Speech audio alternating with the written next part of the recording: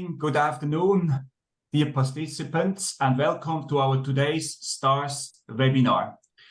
I am Stefan Rebsamen. I'm a member of the foundation board of STARS.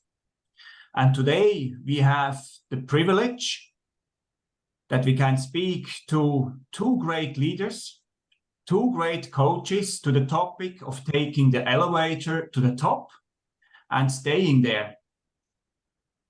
Let me quickly setting the scene before we go into the Q&A, where you will have also, of course, the possibility to ask questions.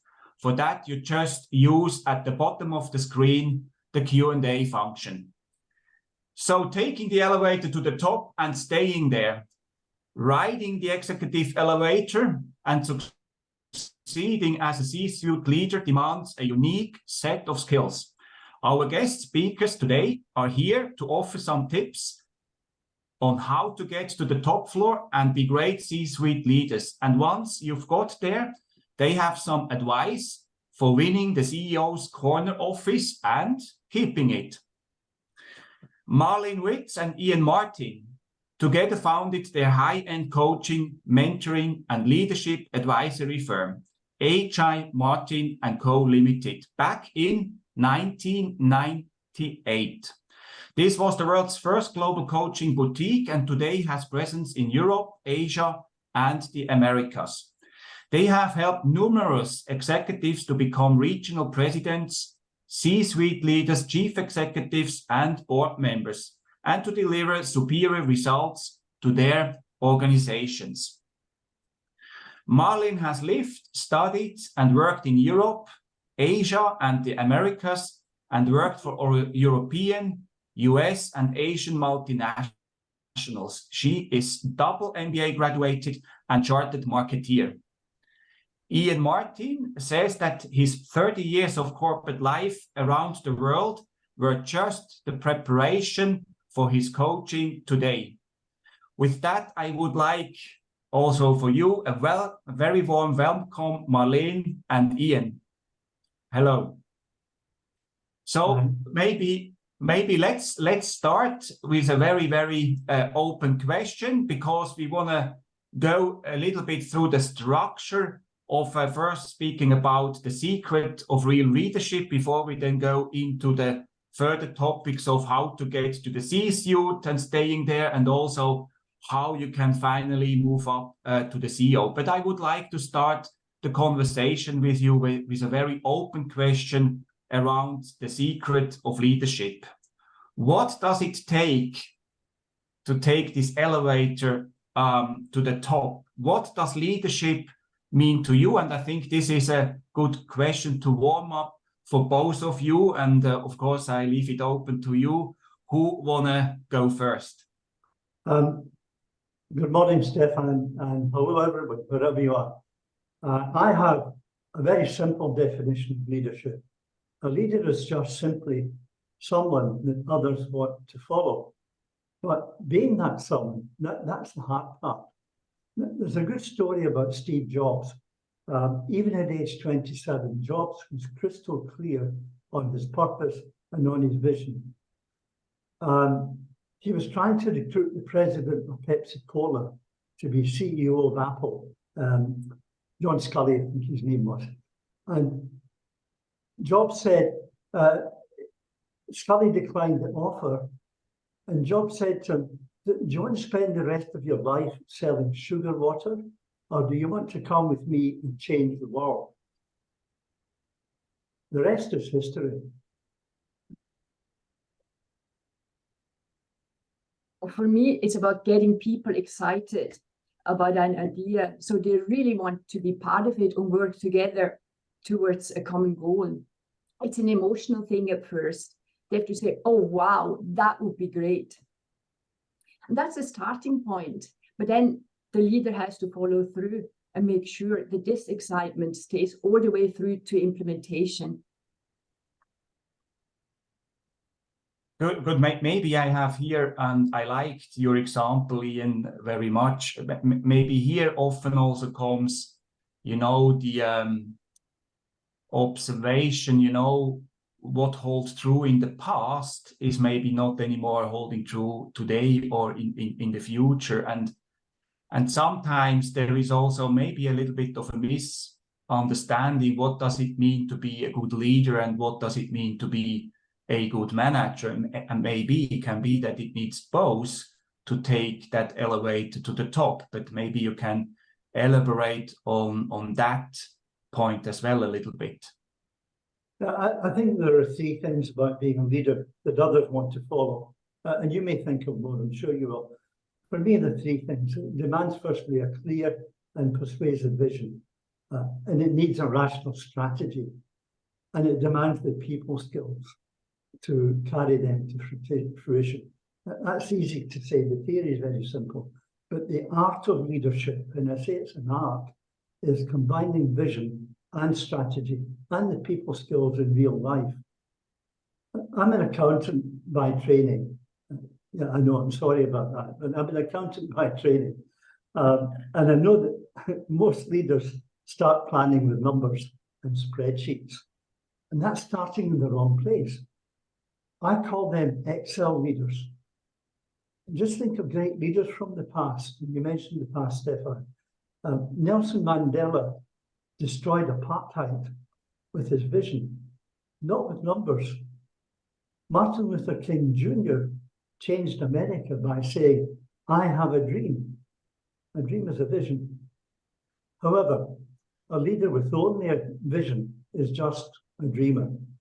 But a leader with no vision is just a manager. A leader must be excellent at strategizing and execution to achieve that vision. And they need the people skills, because no one can do it alone. We need others to do it for us. I learned about vision as a young finance guy. The CEO used to give me little projects to do, and every time I went to his office, he was sitting there with his feet on his desk and smoking his pipe, which you could do in those days. And I thought at first he was just lazy, but then I realized he was doing what he was paid to do. He was dreaming of the future for his company. Yeah, so you could also, Iain, to describe it in one sentence, you should have the head in the sky, not in the clouds, but in the sky, but the feet on the ground. So it needs both, right? That's a good way of putting it. And there's another thing people say, that a leader must have double vision. And they must have one eye in 20 years from now and one eye in today. Again, I say it's an art, combining all these things. It's not a science. Yeah, Marlene, how do you see it? How do you become a leader that others want to follow?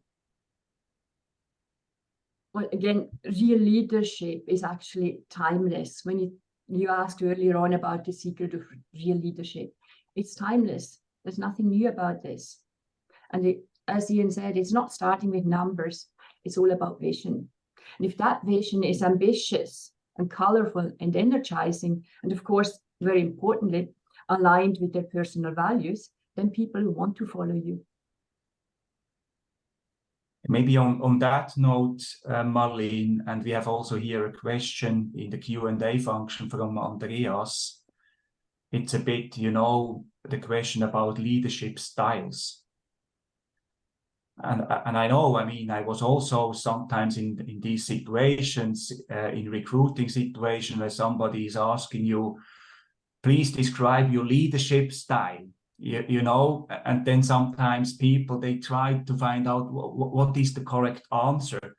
There is no correct answer, right? So what would your thoughts about this question? Let me take that question. It's a good one.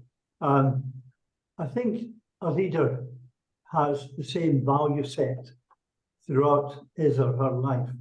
But when I first became a CEO in Germany, coming from UK, I found that on the day that I was appointed CEO, suddenly everybody wanted me to call the decisions about computers. and they were the experts, not me.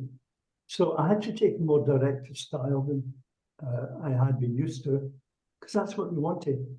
And then later on, when I was in China, a place called Dongguan, which you don't want to go to unless you have to, but I was in Dongguan, and I became CEO of another computer company. And there, in those days especially, what they expected was just direction and not vision and not persuasion, not anything, just direction. Tell me what to do. And so what I didn't lose was my value set. What I did change was my behavior. And I'll come back to this later maybe, but leaders have to have a toolkit of behaviors. And leaders have to be actors. And they draw from that toolkit the behavior which is appropriate for the moment. Maybe we talk about this later. Yeah, that goes into the direction of a second question we have received from Alexander. If leadership is an art, then do we have naturally born leaders like musicians? Or alternatively, anyone can be trained to become a true leader? And also this one is probably, as you said, some say some is slide into your birth, but others need to be, other elements need to be trained. Yeah. Marlene, you're going to say something. Yeah. Of course, there's people who are more naturally leaders, but it can be learned. And that's what we do all the time. You know, if you show people how with different styles, how with different styles they get the people behind them, it's amazing what opens up to them in the end. For example, someone who, if you have people who push, who are not naturally, who just drive people, it's a permanent struggle. But when you give them the tools, when you show us how they can do it much differently, when then they see how people actually follow, and then they start enjoying it. So absolutely, yes, you can learn it. Mm-hmm. Some people think they're born to be leaders, but very often they're sociopaths. and you can't coach a sociopath, no matter how good you are. But that's the exception. It's a small number. You can, as Marlene said, you can learn the arts of good leadership. And sometimes it's a matter of confidence, sometimes it's a matter of learning a different approach. Also here, it's really nicely flowing. I have a follow-up question, and then probably we move on then to the second topic of today. You know, we are all naturally somehow, you know, introverts or extroverts, maybe sometimes in between. What does this mean to become a true leader? And you mentioned, Iain, sometimes as leader, you need also to be a good actor. And probably that gives already part of the answer to the question that also an introvert can become a good leader, but maybe it's a little bit more, say, hard work and a stretch to stay out to come out of the comfort zone, right? But maybe you have your own thoughts to that point as well. Yeah, there are many good leaders of introverts, naturally, in the psychological term, the meaning of that term. But they're very, very good leaders, tend to be a little bit more mechanical. There is a risk, and that is when that introvert is also very insecure. It doesn't follow, but maybe insecure as well. And you've seen some examples in the Swiss recent history in the last 20, 30 years, where insecure leaders acted in a very dictatorial manner because they couldn't listen to other people because that made them insecure. They could not have taken questions like this because they didn't know what to do, right? So they would have avoided it by being dictators. I think that style is wrong for today. I think we need to be more consultative and open and demonstrate the degree of self-confidence. Mm-hmm.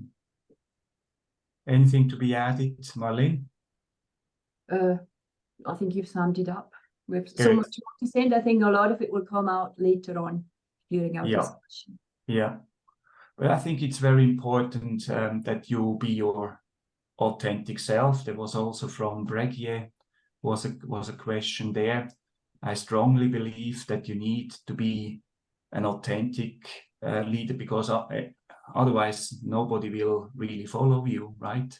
So there should not be too much of a discrepancy between your authentic self and what you're acting on stage, right?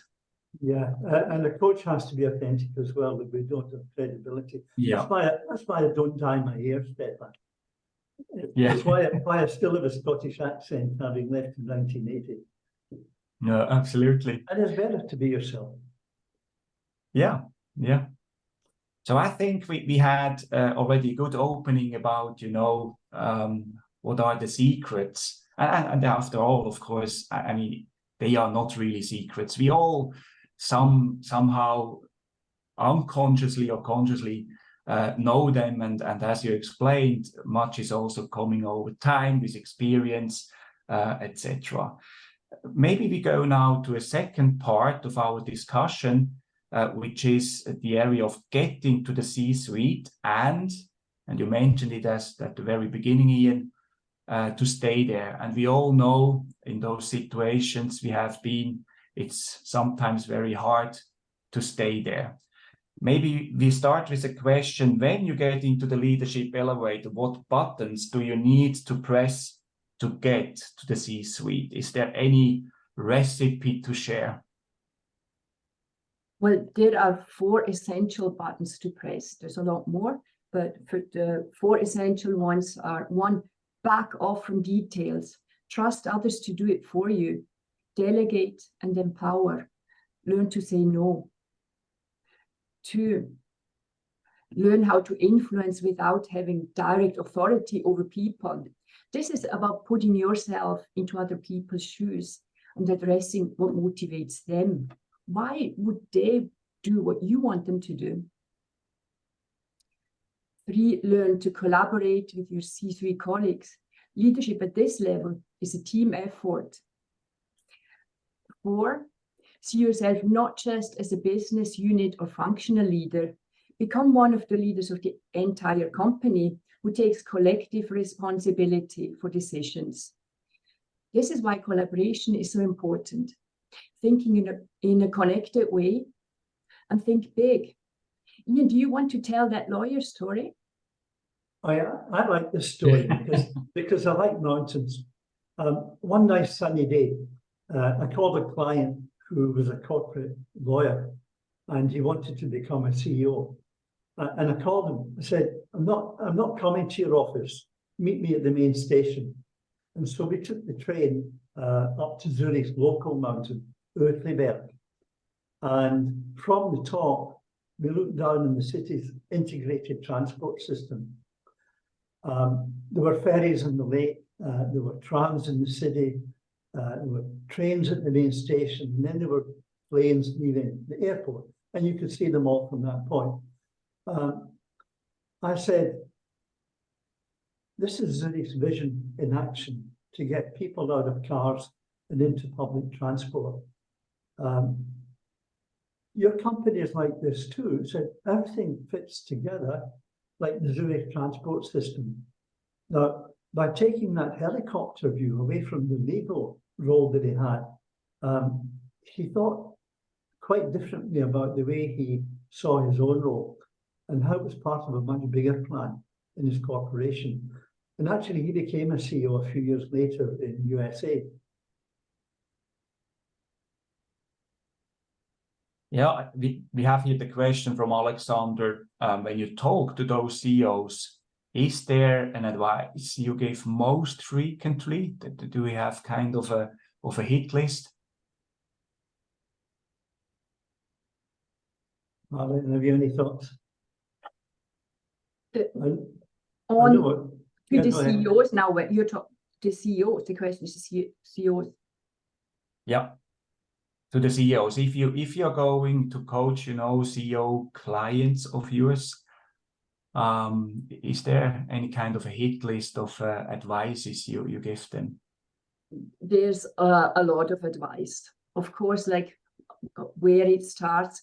There's things about the personality, like don't become arrogant, because this is an issue that really will derail them.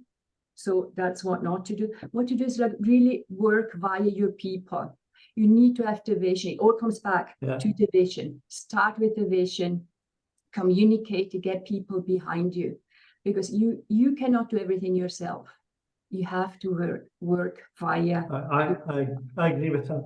Actually, Stefan, when we're coaching, the first thing we do is quite extensive in-depth feedback interviewing, where we question people in the 360. We do it in person, not on the computer. So we probe and probe and probe. So that feedback shows an awful lot of things. And whatever it says is the basis for our coaching. So specifically what we advise people depends very much on the outcome of that feedback. But Marlene's right, that what is common to all leadership is the ability to have a vision that excites people and wants them to make that vision their own and to unite like a football crowd. You know, their vision is our team is going to win. And the power of a football crowd, if you can just bottle that and sell it to corporations, I wish I could, we'd make a lot of money. Because the energy of the crowd is enormous if they're united behind an objective. So does that answer the question, do you think? No, absolutely. And that's also very hard work, of course, to get there. On the flip side, of course, are there any, things you would say you should avoid when you are in that elevator to the C-suite? Well, first of all, again, and this is at every level, arrogance. That it just doesn't work, because great leaders are humble, and lack of empathy. People are not machines. There are many ways of working against you if you don't treat them with respect and if you don't treat them fairly. It's not listening to people is always a problem, because it's always an issue that you should avoid. You have to ask questions, you have to listen to people, you need to learn from others. These are some of the key things, but on the way up and when you're there, even just as much, because this is when it gets really tricky. But it's a mistake to stop learning, isn't it? Learning is for life. It's always and being open-minded. And taking diverse views into account are important too. You know, there's an old saying about a grain of sand in the oyster produces a beautiful pearl. So having that dissenting voice in the room, I think, is really a useful thing to have. If you ignore that, then you're missing something. But there's also. Can I give a little bit of Marlene and Iain? Can I give a little bit of pushback here, because you have worked, in Europe, in the Americas, in Asia. Is there not also kind of a cultural element which is also playing herein? Absolutely, there's cultural elements that play a role. But what we usually say, look, it comes down to the individuals. And instead of concentrating on what differentiates us, it's we much prefer to concentrate on things that unites us. Someone on the other side of the world can be much more like me than my neighbor or someone. It really comes down so much to the individuals. I was asked once, tell me about Asian leadership or leading in Asia. And I was like, Asia is such a diverse place. There's so many different countries, different cultures, different languages. You cannot talk about Asia as a whole thing. It really comes down to the individual, and I think that's what we should address. There is, of course, certain differences, but I would not emphasize those. But you need to recognize there are some differences. In China, I'm not an expert in China, but I've lived in and worked there, and I admire the Confucianism philosophy. It's much older than Christianity and Islam, and very deep, and it lives on. Modern youth in Singapore perhaps are deviating a little bit from that, all the YouTube stuff and all that. But it runs deep, and we're lucky enough we have a company in Singapore as well, and we have 3 wonderful people in our team in Singapore, 2 of whom are Singaporean Chinese. One of the delights we have with them is we learn from their culture. So yeah, there is a difference between Confucian culture and Western culture, and it's about deference to older people. I'm lucky to enjoy that now. It's about recognizing that the group is more important than one person, which is why Chinese people put the family name first before their given name. And it's also about being a little bit too shy in the global environment. And one of the things we do with Asian leaders is to help them grow the confidence to speak up when the Americans are in the room and talking too much. Sorry, America, I think it's too late. on that note, Iain, I think the last couple of minutes we will go to the third kind of topic, which is stepping up to the CEO hot seat and keeping it. And I do not ask a specific question. Maybe you just want to give your thoughts to that topic. Maybe Marlene can tell us how you get there. How you get there? What is needed to get? What is needed to get to the CEO position? Well, first of all, make sure you have a potential successor. And business leaders at C-suite level, they normally have the right hard skills, but usually not the critical soft skills. And therefore, gaining those soft skills is a must in being selected as CEO and in making the transition. This is important at all levels and with all the stakeholders, like your customers, employees, the board, investors, suppliers, and activists. But before anything, you need to get the nomination. Got to be visible and get all the support you can to polish your interview skills. We have 70 questions that we ask in mock interviews. Do they make people sweat? And you, Iain? Well, I'd like to jump a little bit ahead, Stefan. Yeah. So once you're in that hot seat, what do you need to? You obviously need vision, strategy, and toolkit of behaviors. I've said that before. And you have challenges to meet. But once you get there, how do you stay there? So you have a honeymoon. The first year is always good. You perform really well. And the second year is when the CEO is most vulnerable. So how do you survive into year 3? If you overperform in year 1, you may have created false expectations for year 2. So to avoid this, during year 1, you need to manage expectations so that the board and the stakeholders don't get disappointed later. And that, I think, comes from communicating effectively at all times and not over-promising. So you survive year 2. Years 3 and 6 are when you might get complacent. And that is when most CEOs start to fail. And the moral is never relax. Treat each year like year 1. Review your visions regularly. If you have achieved it, dream of a bigger vision and create a strategy to deliver it. I'd like to finish because we're very close to finishing. Can I have a minute to tell a little story? I just enjoy this one. It's about a client we had. Benjamin worked in the big Swiss bank. And he arrived one day in my office for a coaching meeting. And I said, "Hello, Benny, how are you?" Fine, he said. "I stood in the chairman's desk this morning." I said, "That's nice, Benny, what's new?" He said, "No, really, I really did stand in the chairman's desk today." So I asked him what happened, and he said, "The chairman called me up to his office this morning. He's a very tall guy. So I walked in and sat down, but my chair was much lower than his. So I screwed my chair up a bit.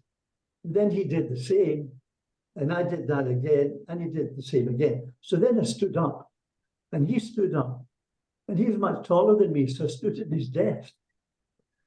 This is true. You wouldn't believe it. It's not a surprise that Benny left the company a few days later. So I think what did I learn from that is no matter how prepared you are for surprises, and you need to be as experience-based coaches, no matter how prepared you are, there's always something you could not prepare for. I think that a very, very nice story also to round it up. The 30 minutes are going very, very quickly. There was one question I would like to quickly ask. Is there any recommendation for a good leadership book? That was a question from a participant. Just shout it out. Maybe you have also written one. Absolutely. I don't know if you can see that. Does that work? No. Okay. Yeah, we can see your name, but let's do it. Leaders. Looking down on leaders. Good. I wrote business in Boston. I wrote that. So dear participants, you can see here on the background pictures HI Martin and Company Limited. So it's easy to go to their homepage as well. Look up for them. You certainly find also, you know, the link to that book written by them. I would like to thank everybody participating in today's webcast, and especially, of course, I would like to thank to you, Marlene, and to you, Iain, that you have taken the time to speak to us. In that sense, I wish you a good day or afternoon or evening, wherever you are, and speak to each other hopefully soon again. Thank you so much, and bye-bye. Thank you, Stefan. Thank you, everybody, for listening.